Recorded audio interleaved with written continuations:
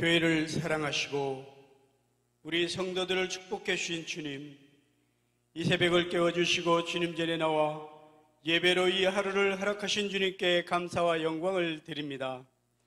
우리의 마음을 다하여 드리는 이 예배를 기쁘게 받아주시고 우리의 마음이 주께 있음을 고백하는 귀한 시간이 되게 하여 주시옵소서. 오늘은 특별히 영적 코로나 완전 정복 운동을 위한 첫 시간입니다. 영적 운동을 시작하게 해주신 하나님께 감사와 찬양을 드립니다. 그동안 우리가 코로나로 인하여 예배에 소홀히 했던 점 주님 앞에 고백하오니 용서하여 주시옵소서. 마음은 원이로되 육신이 연약하여 주님 뵙기에 부끄러울 때가 얼마나 많았던지요. 부끄러운 우리의 모습에 또한 용서하여 주시옵소서. 이번 영적 코로나 완전 정복을 통하여 먼저 우리의 심령이 변화되게 하여 주시옵소서. 우리의 잠자던 영혼을 깨워주시고 그 은혜로 인하여 코로나로 인하여 잃어버린 어린 양과 주님을 모르는 모든 백성들이 주님 앞에 나와 주님께 찬양과 영광을 돌리는 귀한 축복의 시간이 되게 하여 주시옵소서. 목사님을 중심으로 전 성도들이 한맘 되게 하여 주시고 사랑이 넘치고 기쁘고 즐거운 마음으로 참여하게 하여 주시고 전 성도들이 하나의 미랄이 되어 많은 영적 열매를 거둘 수 있는 영적 운동이 되게 하여 주시옵소서. 목사님을 더욱 축복해 주시고 말씀을 선포하실 때마다 사탄마귀 어둠의 세력이 떠나가게 하여 주시고 우리 모든 성도들에게 영적 능력과 권세를 부어주셔서 예수 이름으로 선포할 때마다 영적 코로나 완전 정복할 수 있도록 인도해 주시옵소서. 준비위원장을 축복해 주시고 준비하고 계획하는 것은 사람이지만 그 길을 인도하시는 분은 주님이시오니 주님 의지하고 나가게 하여 주시고 지역과 각 기관이 모두 협력하여 이번 영적 전쟁에서 승리할 수 있도록 축복해 주시옵소서. 오늘부터 처음 시간이지만 전 성도들이 새벽을 깨우며 모든 예배에 참여하고 마치는 그날 그 시간까지 하나님께서 함께하사 순간순간 도우시고 인도하시는 하나님께서 얼마나 많은 축복을 해 주셨는지 간증하게 하여 주시고 이 세상의 상급도 중요하지만 주님 주신 면류관을 모두 받아 쓰는 전 성도들이 되게 하여 주시옵소서. 이 시간 말씀을 전하시는 목사님을 축복해 주시고 오늘도 주님 주신 말씀으로 우리의 심령에 기쁨과 감사가 넘치는 귀한 시간 이 하루가 되게 하여 주시옵소서. 영적 코로나 완전 정복 운동을 하나님께서 함께해 주실 줄 믿사오며 거룩하신 예수님의 이름으로 기도드립니다. 아멘.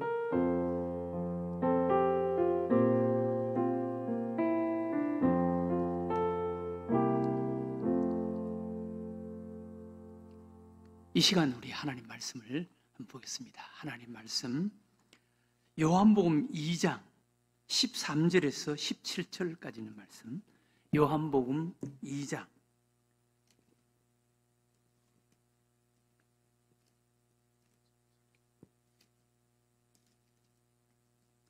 요한복음 2장 13절에서 17절.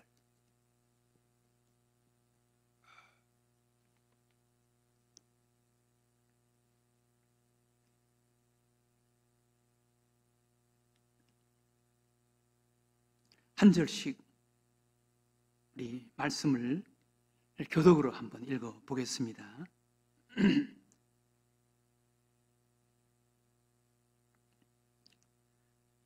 요한복음 2장 13절에서 17절까지로 제가 보냈는데 22절까지를 우리 한번 보겠습니다. 마지막 절 22절까지 한번 보겠습니다. 13절을 제가 읽겠습니다.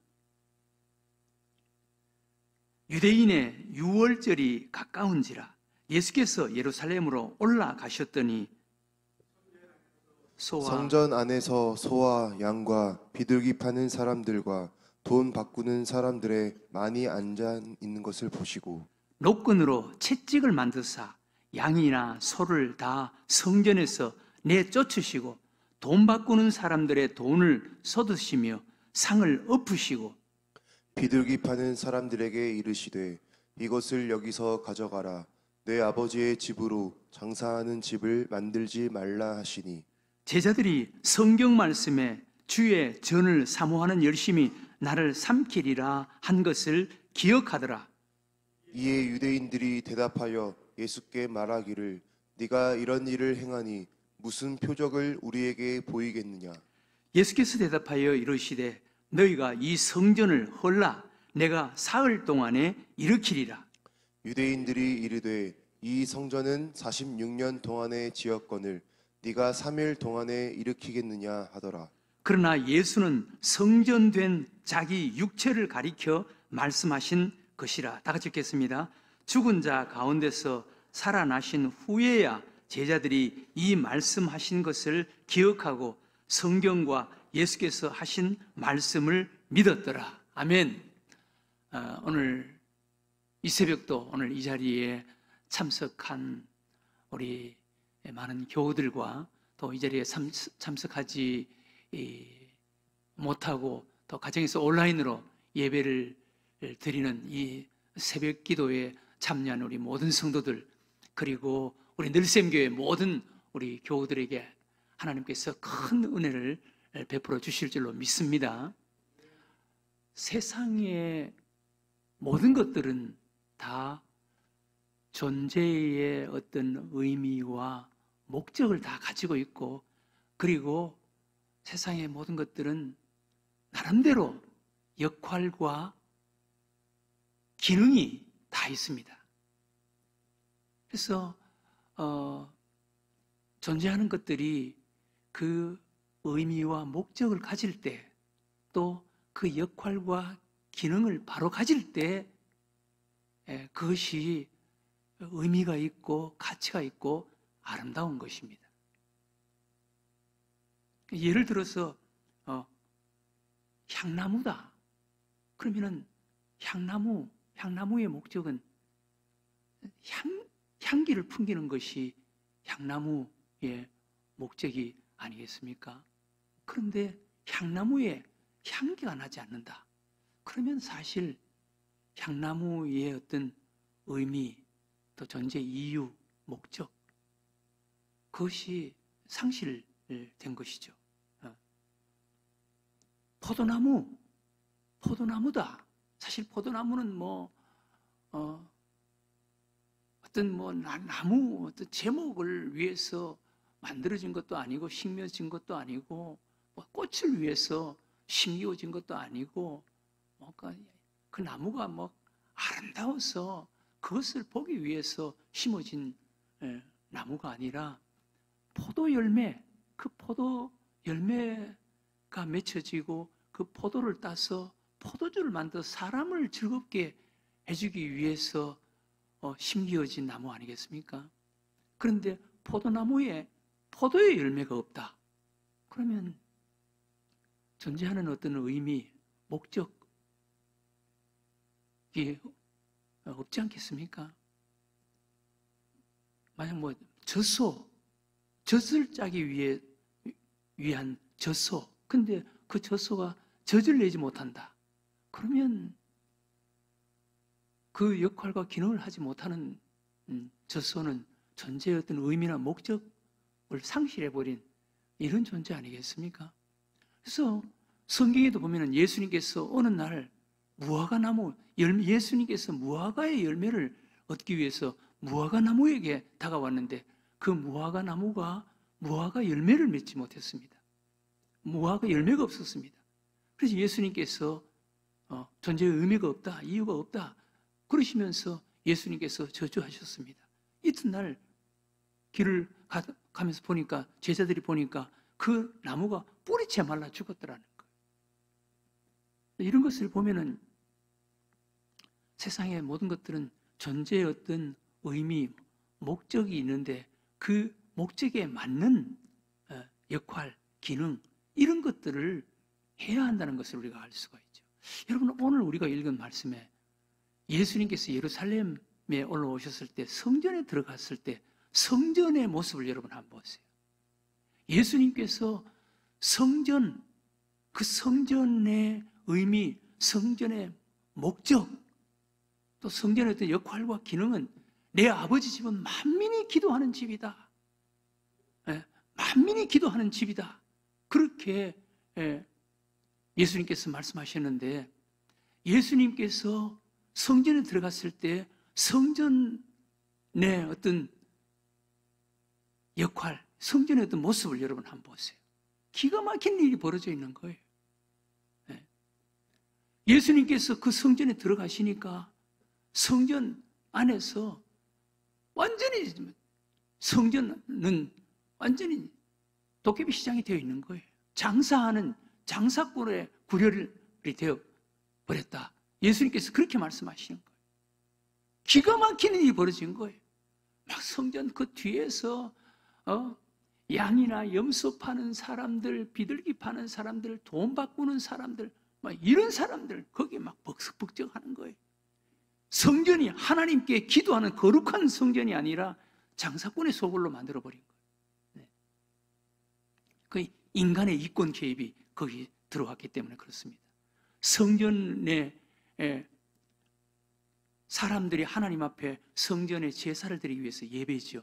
드리기 위해서 성전에 올 때, 그 당시에는 요즘은 우리가 정성스럽게 준비한 헌금을 하나님 앞에 드리는데, 그 당시에는 제물을 바쳐야 됐습니다. 제물, 양이나 염소, 비둘기 이런 제물을 하나님 앞에 바쳐야 했습니다.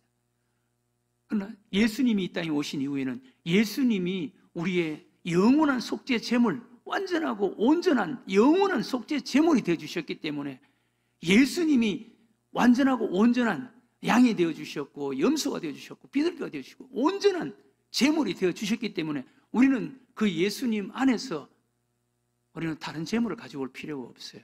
예수님께 감사하는 마음으로 감사의 예물을 하나님 앞에 드리고 바치는 것이지, 구약시대 때처럼 양이나 염소 이런 제물을 가지고 하나님 앞에 나올 필요는 없습니다. 그런데 그 당시는 그랬습니다.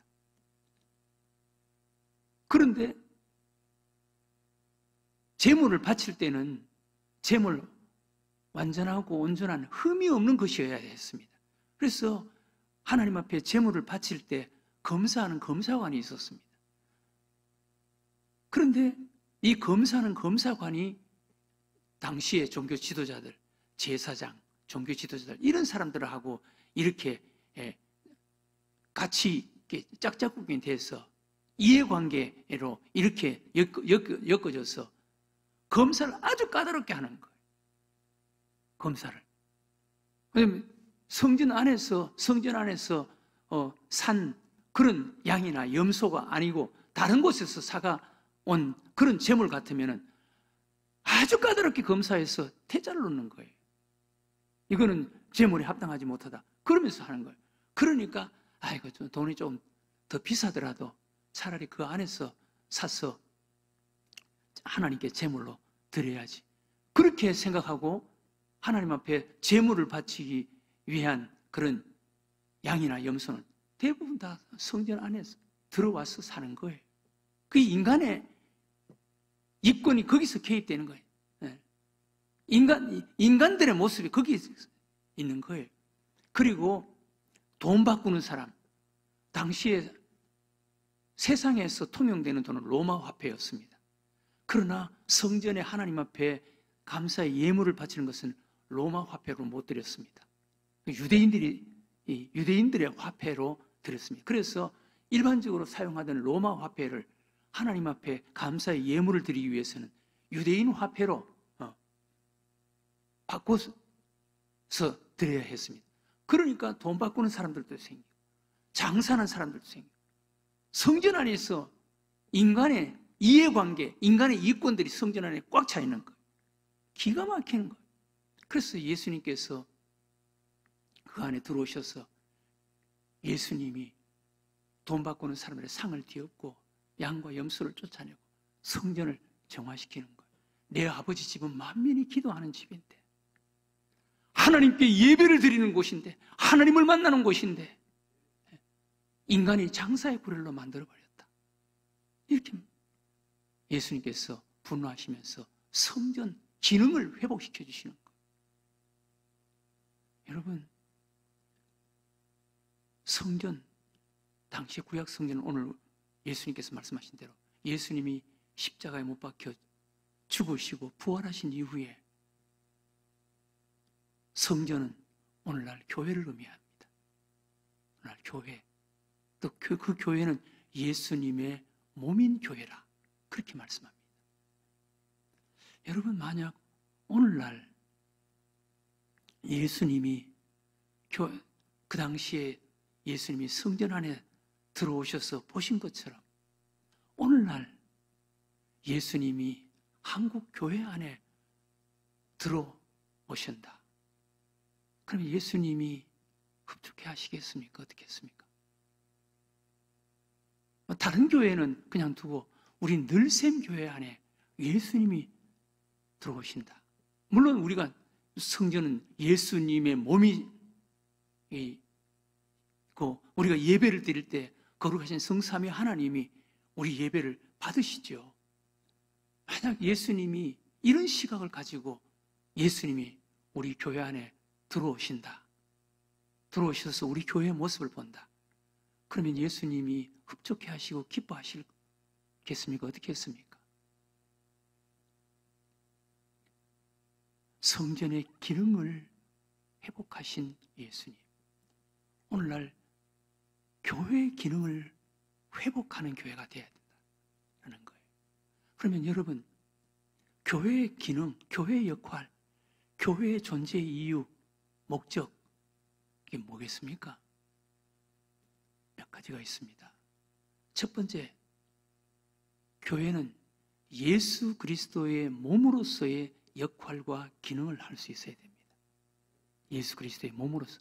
교회는 예수 그리스도의 몸입니다. 예수 그리스도의 몸으로서의 역할과 기능을 할 수가 있는 공동체가 되어야 돼요. 2000년 전에는 예수님이 몸으로 이 땅에서 일하셨지만 지금은 교회를 통해서 예수님께서 일하시는 거예요. 2000년 전 예수님께서 일하셨던, 사역하셨던 그 사역을 오늘날 교회가 계승받은 거예요. 2000년 전에 예수님께서 하셨던 3대 사역이 있습니다. 천국 복음을 선포하시고 제자들을 가르치시고 그리고 모든 약한 것들, 병든 자들을 고치고 치유하셨다 그래요. 마태복음 4장에 보면 이 큰 예수님의 3대 기능, 오늘날 교회가 그 사역을 계승받아야 되는 거예요. 천국 복음이, 예수 그리스도의 복음이 선포돼야 돼.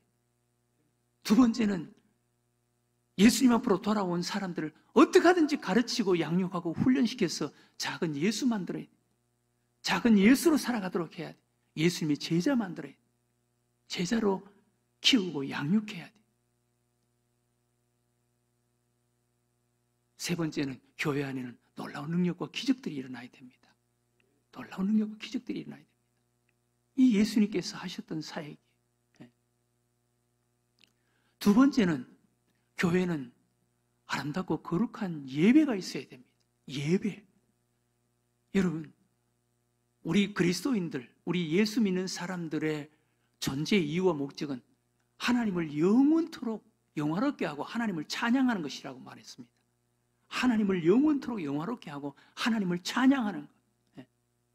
하나님을 영화롭게 하고 하나님을 찬양하는 가장 함축된 마음이 나타나고 보여지는 장소가 예배 장소입니다. 예배 장소. 예배 장소에서 하나님을 영화롭게 하고 하나님을 찬양하는 그런 모습에 함축된 자리가 바로 예배예요. 우리는 주일날 예배를 통해서 우리 마음을 하나님을 영화롭게 하고 하나님을 찬양하는 우리 마음을 하나님 앞에 나타내고 보이는 거예요. 그러나 예배에만 그런 모습으로 사는 것이 아니라 로마서 12장 1절에 보면은 우리 몸을, 우리 삶이 거룩한 예배가 되어라고 그렇게 말씀합니다. 이것이 바로 영적 예배라는 거예요. 우리 삶이 하나님을 영화롭게 하고 하나님을 찬양하는 자, 그리고 우리 함께 모여서 하나님을 영화롭게 하고 하나님을 찬양하는 함축된 모습이 바로 예배예요. 그래서 교회는 이렇게 아름답고 거룩한 예배가 살아있는 교회가 되어야 돼요. 하나님을 영화롭게 하고 하나님을 찬양하는 예배가 있는 교회가 되어야 되는 거예요. 세 번째는 교회는 예수 그리스도의 복음이 전해지고 예수 그리스도의 뜻이 펼쳐지고 이루어지는 공동체가 되어야 돼요. 네. 여러분, 예수님께서 승천하실 때 뭐라 그랬습니까? 너희는 온 천하에 다니며 만민에게 복음을 전해라. 그리고 마태복음 28장 마지막 부분에 예수님께서 승천하시면서 뭐라 그랬습니까? 모든 족속 제자 삼아라. 그리고 너희들은 성령 기다리라. 사도행전 1장에 성령을 받아라. 성령이 너에게 임하면 너희가 권능을 받고 예루살렘과 온 유대와 사마리아와 땅끝까지 이를 복음의 증인이 되리라. 교회는 성령 받기 위해서 기도하고 성령 받고 성령 충만해서 예수 그리스도의 복음을 전하는 이런 공동체가 되어야 되는 거예요. 이게 교회입니다. 이게 회복돼. 이 기능, 이 역할과 기능을 하지 못한다면 예수님께서 교회 안에 들어오시면 지금 성전 안에 들어와서 예수님께서 분노하시면서 화를 내시면서 뒤집어 엎으시고 쫓아내는 것과 마찬가지일 거예요. 사랑하는 교회 여러분, 우리 늘샘교회 존재의 의미, 목적이 발라야 돼요. 역할과 기능을 할 수 있어야 돼요. 그랬을 때 아름다운 거예요. 그랬을 때 존재의 이유가 있는 거예요. 그랬을 때 하나님이 함께 하시는 거예요. 네. 교회의 존재의 이유와 목적은 크게 세 가지입니다. 예수 그리스도의 몸으로서의 역할과 기능이 있어야 된다. 참된 예배가 있어야 된다. 그리고 하나님의 뜻을 이루는 거룩한 공동체가 되어야 된다. 네. 복음을 전하고 복음을 전하기 위해서 애쓰고 노력하는 이런 공동체, 이것이 교회가 이 땅에 존재해야 할 이유와 목적이. 사랑하는 교회 여러분, 우리 늘샘교회, 그래도 부족하지만 우리 늘샘교회는 우리 교회가 개척되고부터 그 해부터 제 생각에는 새생명축제, 총동원 초청주일, 그리고 해피데이, 이름은 바꿔줘 왔지만 목적은 하나였습니다. 영혼 구원이었습니다. 태신자를 작정하고 영혼 구원하는 영혼 구원이었습니다. 올해는 영적 코로나 완전 정복운동이라는 이런 이름을 가지고 그동안 코로나 때문에 영적으로 약해지고 그냥 한 2, 3년 동안 온라인 예배를 드리니까 거기에 익숙해지고 거기 습관이 되고, 그래 이렇게 해서 교회에 나오고 있지 못하는 많은 성도들, 그들을 어떻게 하든지 교회로 나오도록 하자. 장년들뿐만 아니라 주일학교 학생들 가운데도 그런 아이들이 많이 있습니다. 여러분 보시면은 온라인으로 예배드리는 사람들이 2부, 3부 온라인으로 예배드리는 사람들이 100명이 넘습니다. 그런 분들이 다 우리 교회 교인 아니겠습니까? 어떻게 하든지 그런 사람들 각 목장에서, 각 지역에서, 그리고 또 우리 각 교육기관에서 교회에 나오지 못하고 있는, 코로나로 인해서 교회에 나오고 있지 못하고 있는 그런 사람들을 태신자로 작정하자. 태신자로. 그리고 가족들 가운데 교회에 나오고 있지 않는 가족들, 전도해야 할 대상자들, 우리 주변에 그런 사람들이, 눈에 띄는 사람들이 많이 있지 않습니까? 그런 사람들을 태신자로 작정하자. 그래서 영적 코로나 완전 정복운동, 이 행사를 통해서 과거에는 새생명 축제, 총동원 초청주일, 해피데이 이런 이름으로 했지만 원래는 영적 코로나 완전 정복운동이라는 이런 이름을 가지고 이렇게 동기부여를 해서 영혼 구원하도록 하자. 그렇게 해서 원래는 좀 일찍 시작하자. 해마다 9월, 10월부터 시작해서 11월 달 하니까 너무 준비가 부실하고, 물론 그래도 많은 영혼들이 당일날 초청이 되었습니다. 그러나 원래는 좀 일찍 하자. 성령님께서 저에게 그런 감동을 주시더라고. 그래서 시작한 거예요. 그래서 여러분, 이 일을 놓고 여러분 기도하시기 바랍니다. 하나님께서 우리 교회를 축복해 주실 줄로 믿습니다. 태신자를 작정하고 그 태신자를 위해서 기도하고 찾아가고 선물 전달하고, 그리고 10월 마지막 11월 3일은 D-Day입니다. 총동원 초청 주일날입니다. 그래서 많은 영혼들을 초청해서 복음 전하고 어떻게 하든지 동기부여해서 그들을 교회에 나오도록 우리가 기도하고 열심 품는 여러분들과 저가 되시기를 주의 이름으로 축원합니다.